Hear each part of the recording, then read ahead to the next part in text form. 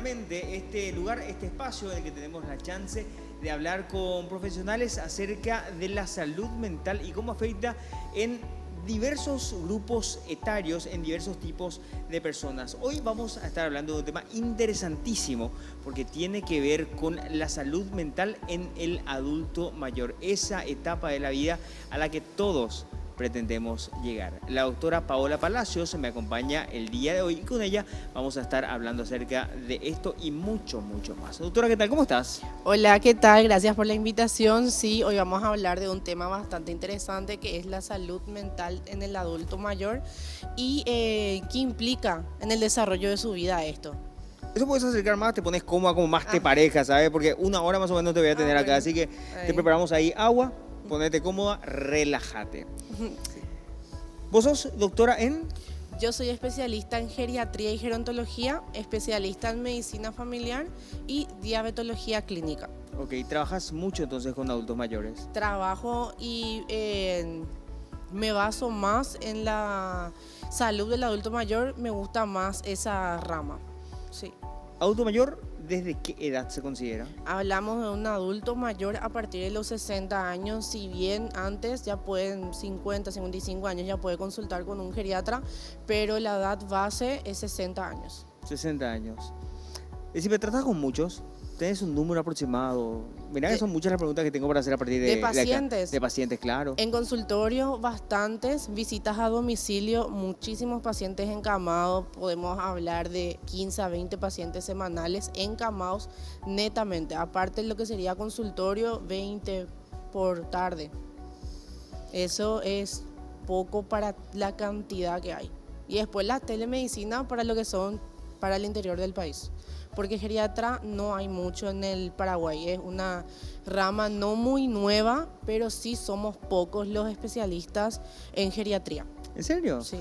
Decime, dame un número, porque el otro día hablaba con un otorrino y me dijo que eran 200 más o menos en el país. No, Hablé con un nosotros, neuro sí. y me dijo que eran 44, me acuerdo perfectamente la cifra. ¿Los geriatras cuántos son? Y puedo jugarme por un 45, No puede 50. ser. Solamente. Ya estamos hablando de a nivel país. Más se concentra en Asunción y estamos hablando de unos pocos por Encarnación, Ciudad del Este. Por eso está en auge la telemedicina, para poder llegar a todo el país. Porque si bien clínicos, neurólogos, si bien le pueden ver al paciente, el geriatra ve todo, es un todo el paciente para nosotros. Entonces, nosotros manejamos completamente lo que son sus medicaciones habituales, sus medicaciones cardiológicas, neurológicas. Si falta hacer un ajuste, lo hacemos nosotros. O sea, es un todo en uno. ¿Por qué tan pocos? Me llama la atención. Me genera curiosidad. Es nuevo y generalmente no era muy conocida. Ahora sí está bastante en auge, hay muchísimo campo laboral, más aún en las visitas a domicilio a los pacientes encamados, que les sale muchísimo más costosamente hablando al familiar pagar un médico que vaya a la casa que transportarle en ambulancia, movilizarle al paciente, ahí empiezan los dolores de pasarle a la cama, a la camilla, entonces se está explotando bastante. Hay que incentivar seguramente a que se decida más Y la por esta verdad, rama de la medicina también, ¿verdad? y la verdad que es una subespecialidad. Primero tenés que hacer una especialidad como clínica médica o medicina familiar y posterior al culminar volvés a rendir y ahí te habilita, si es que te gusta, hacer la subespecialidad de geriatría. Acá a nivel país hay dos lugares nomás luego de formación, que es el Complejo Santo Domingo, que es del Ministerio, y de IPS. Yo soy de IPS geriátrico, y que es la primera casa de formación del país. Ahí ya conocimos, ya tenemos un pantallazo de lo que es la rama de la medicina, esta de la geriatría. Ahora, me dijiste hace rato, ustedes lo que buscan es la salud integral de los adultos mayores. La salud integral.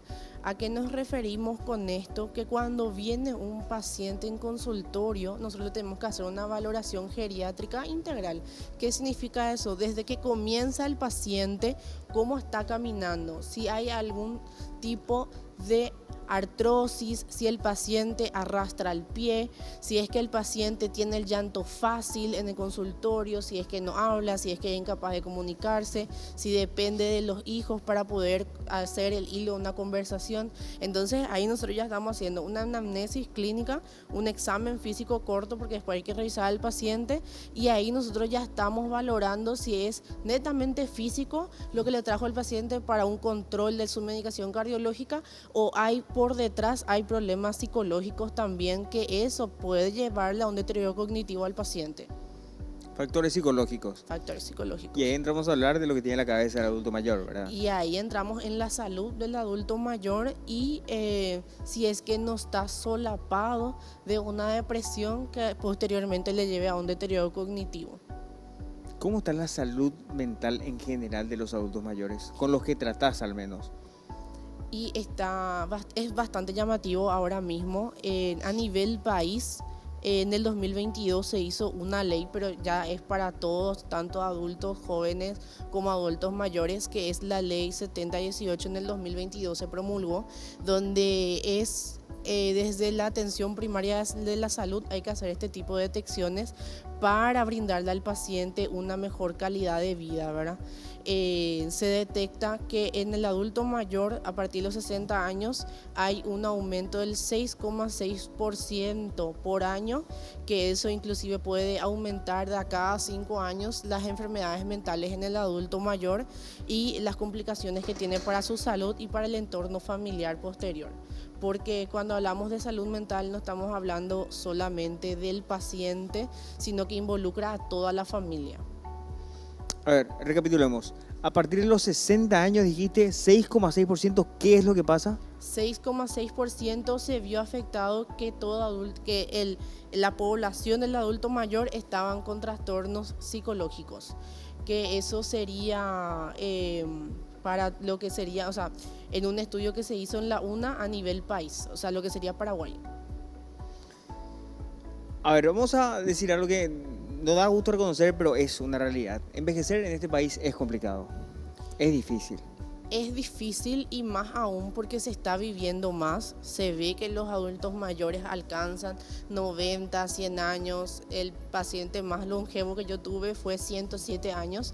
Hay medicaciones nuevas y estamos viendo que en ciertos lugares los pacientes pueden proveerse de esa medicación, no siempre, y ahí es el problema, cuando no pueden costear el tratamiento o cuando no tienen acceso a estos medicamentos, entonces empiezan las complicaciones y eso deteriora bastante a los pacientes. ¿Por qué es que más tratás a los adultos mayores? Obviamente habrá también los que son sanos seguramente, y esos nos llegan hasta vos. Sí. Pero los que sí, ¿por qué lo hacen en su mayoría? La mayoría que acude a consultorio es por un deterioro cognitivo. Cognitivo. Generalmente a veces inclusive pasa solapado en la familia, el paciente se olvida lo que estaba contando, vuelve reiteradas veces a contar la misma historia, se olvida de pagar cuentas, hasta que eso ya impide la autonomía del paciente, ya se da cuenta los familiares cuando ya estamos hablando de un moderado a severo y ahí vienen a consultorio.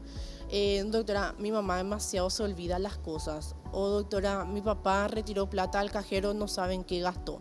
Entonces es ahí cuando nosotros tenemos que hacer una anamnesis del paciente, desde qué año comenzó, con qué comenzó, si fue solapado, ya nos dimos cuenta cuando ya era moderado la situación, y si hay patologías de base, por ejemplo, enfermedades como la hipertensión, diabetes. En el COVID se vio demasiado también que afloró demasiado los problemas mentales, no solamente en el adulto mayor, sino también en pacientes jóvenes.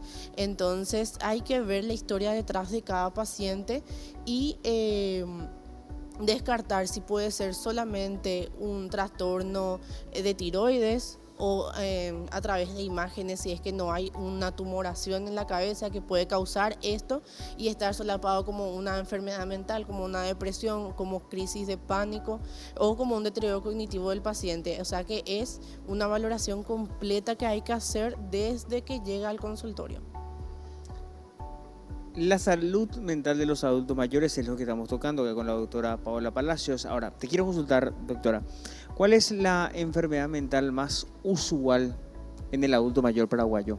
Si hablamos de salud mental, la más común que vemos en consultorio y también en los centros de salud de atención primaria es la depresión. Depresión. La depresión, porque nosotros vemos adultos mayores que si bien a veces llegan a la jubilación, se quedan sin actividad en la casa. Se queda sin actividad, ahí ocurre el aislamiento social y entran en un cuadro depresivo. No solamente la jubilación, sino que hay veces que si bien pueden tener algún tipo de actividad en la casa, pasan los hijos a cobrar el sueldo jubilatorio y ellos pierden su autonomía de saber en qué utilizarlo. Todo eso conlleva a un estado de depresión. Eso es en un adulto mayor. En un adulto joven, estadísticamente hablando, también es la depresión acompañada de crisis de pánico. Aparentemente no es tan idílico como pensamos en algún momento de nuestras vidas llegar a la jubilación, ¿verdad? O sea, avisorado eso desde un tiempo lejano, sí. Todos queremos llegar a un momento en el que no tengamos más que cumplir horarios, ¿verdad? En el que podamos disponer de eso, en el que cobremos, entre comillas, nuestro dinero sin hacer nada y poder malgastarlo en lo que queramos, pero no es tan así, ¿verdad? Una vez llegados a esa edad. No es tan así y como siempre le digo a los pacientes, hay que prepararse para la jubilación. ¿Qué significa eso? ¿Qué voy a hacer después? ¿Qué actividad me prepara al futuro? Si voy a convertirme en una ama de casa, si voy a ocuparme de los nietos. Convengamos que ocuparse de los nietos es una carga mental bastante, inclusive puede desencadenar estrés en los pacientes, pero hay que tener un futuro planeado para no llegar al momento y darse cuenta que estoy en la casa sola sin una actividad que hago. Todos los hijos trabajando afuera, el paciente se siente solo, no tiene con quién conversar, aislamiento social y comienzan los cuadros depresivos. Ahí es cuando hay un declive de la salud mental en el adulto mayor. Si bien hay muchísimas más causas, la más frecuente es la jubilación, por la cual el hijo le trae a consultorio y te dice, desde que mi mamá se jubiló, hay trastornos de memoria, tiene el llanto fácil, no logro hilar una conversación con ella, se aisló socialmente, ya no quiere salir.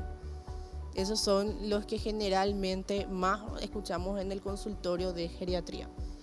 Tocaste ese tema y es tan de paraguayo decir, entre los 20 y los 30 años, escuchar que te digan a vos o vos decirle a una persona que si no tiene hijos o si no planea tener hijos, ¿y quién te va a cuidar de viejo? ¿Y qué vas a hacer de viejo?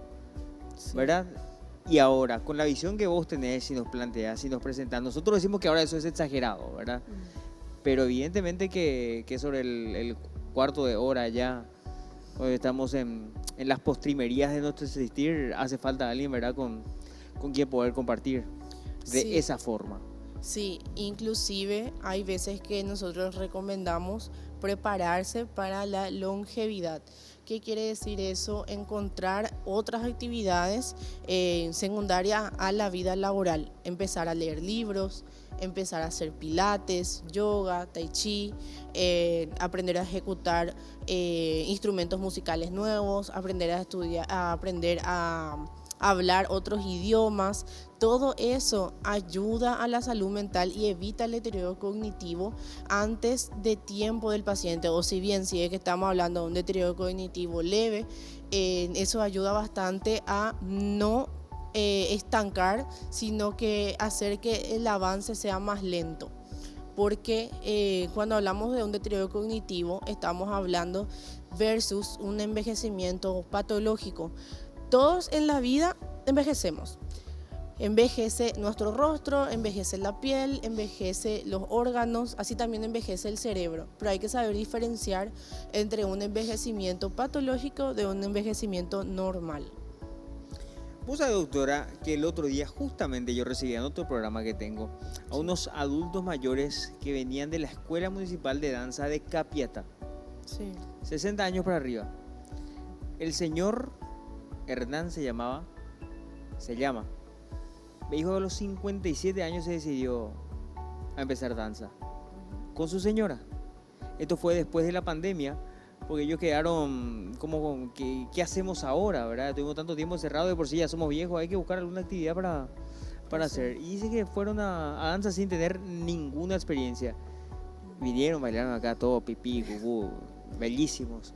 Y se notaba tan bien, tan a gusto, tan fresco, te diría, ¿verdad? Sí. Por esa actividad. Y es lo ideal encontrar una actividad que sea totalmente, que te quite de lo que son las labores empresariales si es que trabajas aún, o labores domésticas. Porque estar en la casa te genera un estrés, estar en el trabajo te genera un estrés. Entonces hay que encontrar una actividad recreativa, inclusive el tango. Hay lugares que tienen escuelas para el adulto mayor. El IPS geriátrico cuenta con el club de lectura del adulto mayor.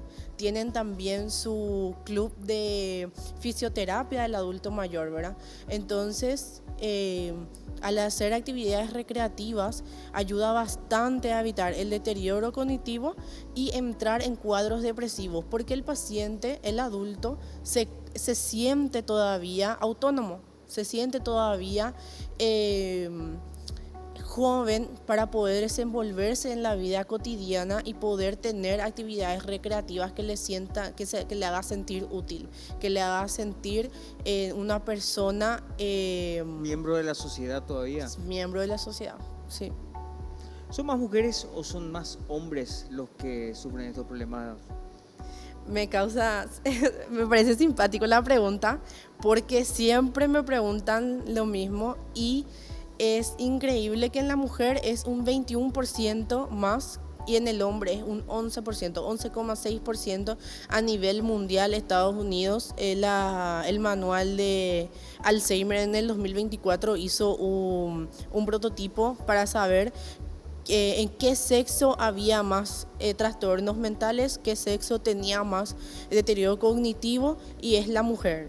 Quiero creer que es porque hay ¿Por qué te causa mucha... gracia? ¿Qué pasó? ¿Por qué te causa gracia? Porque la mujer tiene varios trabajos, ¿verdad? Es la parte laboral, los Sí. hijos, la parte doméstica. Entonces, quiero creer que es de ese lado que hay más carga emocional y mental.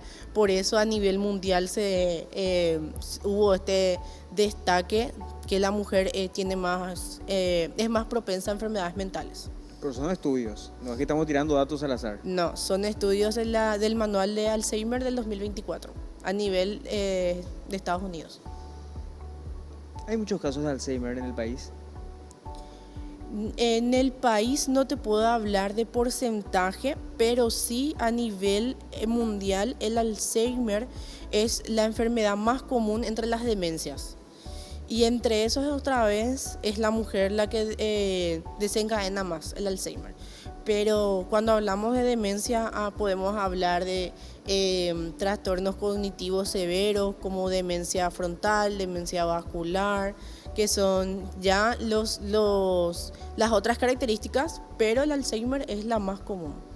A ver, reformulo, porque esto siempre va en base a tu experiencia, ¿verdad? Sí. Porque muchas veces queremos hablar acerca de cosas en concreto, pero no hay números, no hay estadísticas, ¿verdad? No hay datos precisos que nos sirvan a nosotros para, no sé, trabajar en políticas públicas que puedan hacer de la vida adulta mayor a la que todos queremos llegar una cosa mejor, ¿verdad? Porque para nosotros avisorar luego el futuro ya es algo como traumático. O sea, desde juego ya está pensando en qué voy a hacer cuando me retire, Sí. cuando me jubile, ¿verdad? Y ahora vos nos estás contando el caso de estas personas que ya están en esa situación, que ya están viviendo eso, ¿verdad? Y no la pasan bien seguramente si es que no planificaron eso justamente en el pasado. Y si no tienen hijos, es peor difícil, seguramente. sí. Para una persona, no sé, no conozco casos, pero terminar su vida en un asilo no debe ser algo que hayan planificado con tiempo. Habrá los casos sí donde será positiva seguramente la experiencia, pero uno quiere venir y pasar lo mejor posible y más todavía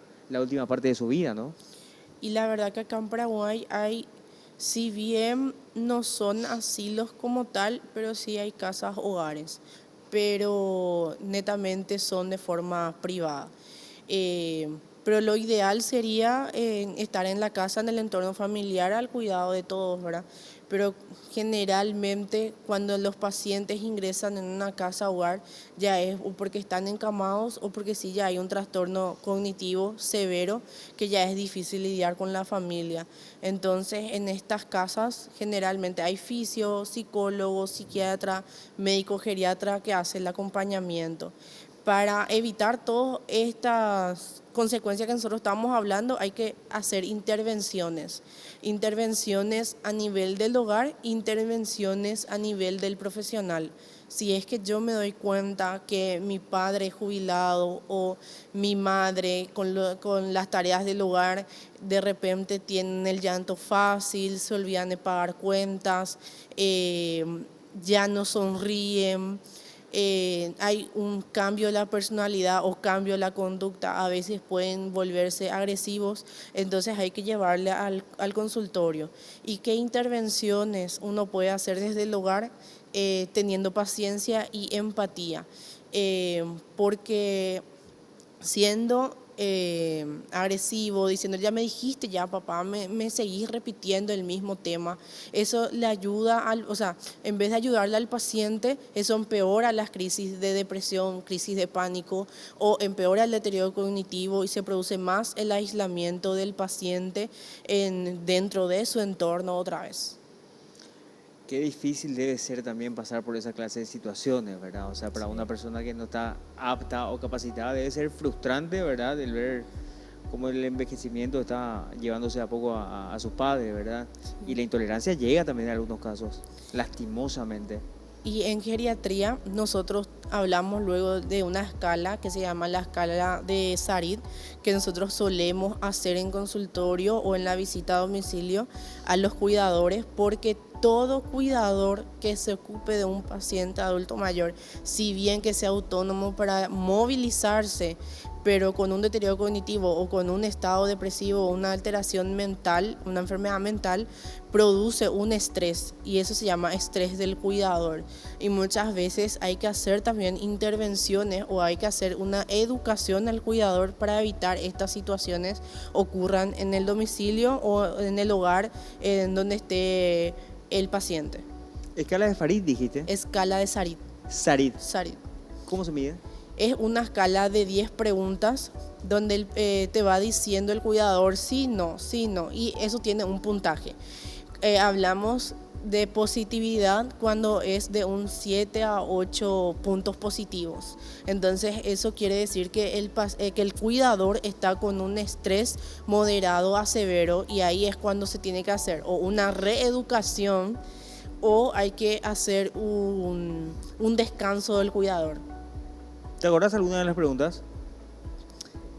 Sí, algunas. No te pido, 10 me dijiste que son, ¿verdad? 10 preguntas. Una por lo menos, decime. Una pregunta es si es que está cómodo en la situación en la que está. Otras preguntas es si es que duerme completo por las noches. Otra pregunta es si es que su estado de humor se encuentra alterado. Todas esas preguntas se le hace al cuidador, o sea, son más, ¿verdad? No, claro, entiendo esa parte, te iba a decir, te voy a responder, pero no, evidentemente solamente un cuidador puede responder esa clase de preguntas después de haber pasado o estando en esa situación. Estando en esa situación, hablamos de previamente haberle cuidado a un paciente entre 3 a 6 meses para desencadenar estos trastornos mentales. Puede ser mentales, cuando me refiero a mental, quiero decir depresión, angustia, pérdida de los controles de la emoción. A veces hay que hacerle higiene al paciente y es un paciente enorme.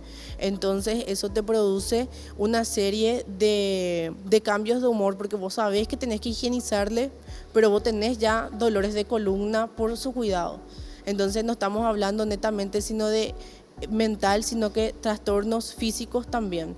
Todo eso son cosas que hay que valorar en un cuidador a la hora de que se hace la visita a domicilio, o si es que el cuidador es el que le acompaña a la consulta. Cuando hablamos de cuidador, no necesariamente es una persona pagada, sino que es a veces alguien del entorno familiar, y que inclusive está sin trabajo y que son los hermanos los que se ocupan de los gastos, entonces a la que no trabaja le toca cuidar. Todo eso influye. Todo eso uno tiene que valorar y ver una intervención para hacer en el entorno familiar. Salud mental en el adulto mayor, estamos hablando con la doctora Paola Palacios. Hacemos una pausa, no se vayan, venimos y seguimos hablando de esto.